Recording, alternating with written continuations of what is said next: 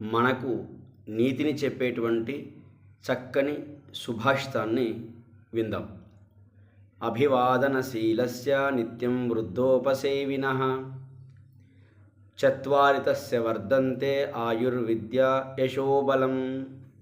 చూడండి, ఎవరైతే పెద్దలకు నమస్కరించేటువంటి స్వభావాన్ని అలవరుచుకుంటారో, ఎవరైతే జ్ఞానవృద్ధులకు వయోవృద్ధులకు సేవ చేసేటువంటి స్వభావాన్ని కలిగి ఉంటారో అలాంటి వ్యక్తికి వారి జీవితంలో 4 విషయాలు వృద్ధి చెందుతాయి.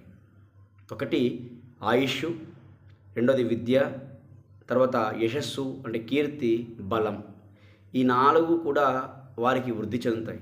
కాబట్టి మనం కూడా మన పిల్లలకి నిత్యం వృద్ధులకి సేవ చేయడం నేర్పించాలి, అలాగే పెద్దలకు నమస్కరించడం నేర్పించాలి. ఇది మర్చిపోకూడదు.